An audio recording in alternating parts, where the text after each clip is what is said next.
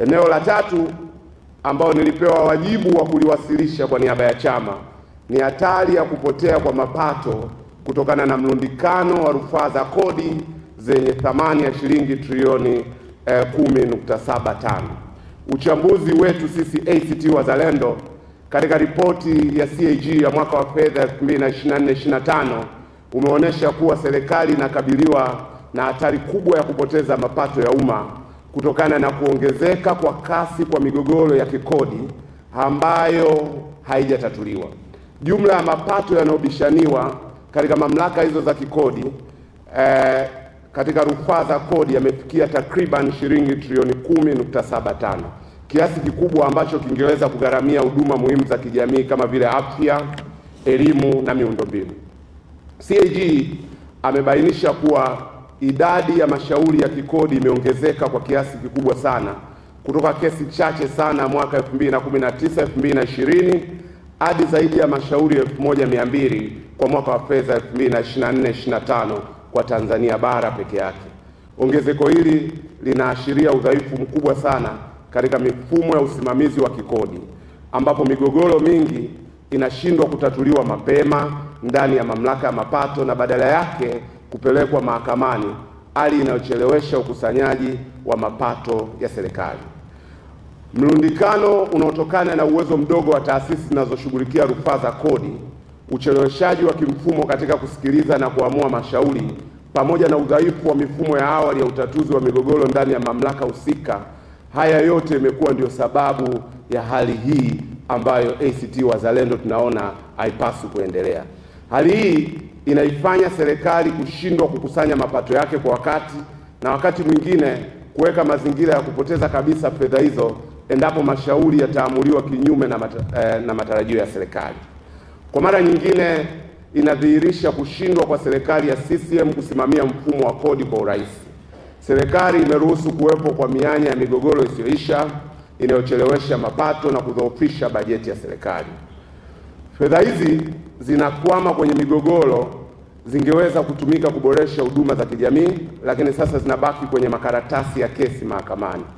Hii inaongeza shinikizo kwa serikali kukopa zaidi ili kufidia upungufu wa mapato na hivyo kuongeza mzigo wa deni la taifa.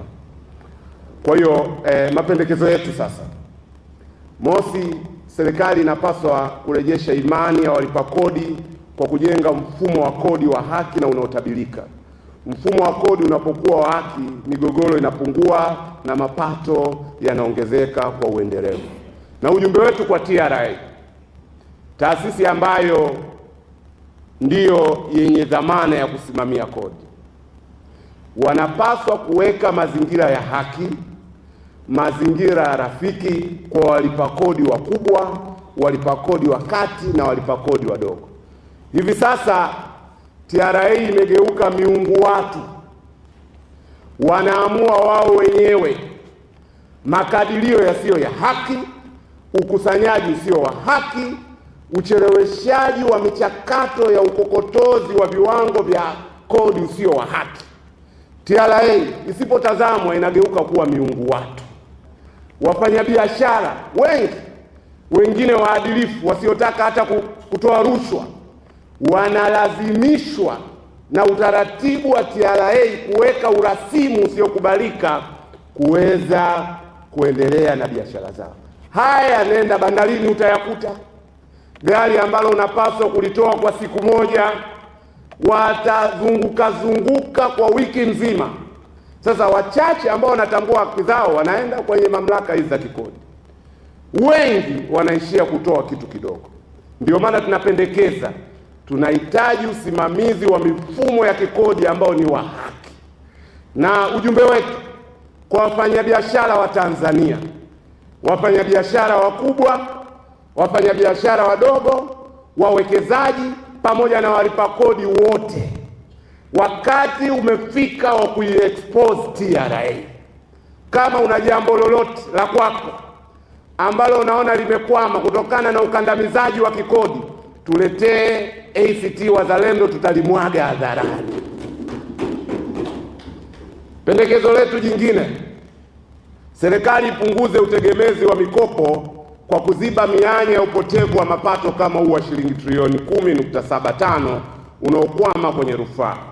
Pendekezo la tatu, serikali inapaswa kuweka viwango vya utendaji kwa maana ya performance benchmarks vinavyopimika kwa taasisi kama bodi na baraza la rufaa za kodi pamoja na mahakama husika, ikiwa ni pamoja na muda wa kushughulikia mashauri. Pendekezo letu la nne, tunasisitiza hatua za kinidhamu zichukuliwe kwa watendaji wanaosababisha ucheleweshaji au kufanya maamuzi yanayosababisha hasara kwa serikali. Asanteni sana kwa kunisikiliza. Na kwa ajili ya kutopoteza muda, nichukue fursa hii kumkaribisha makamu mwenyekiti sio wa chama chetu upande wa Tanzania Bara, ndugu Isiaka Rashidi Mchinjita, ili aweze kuendelea, na yeye akishamaliza amkaribishe kiongozi wa chama aendelee na kufanya majumuisho. Asante sana.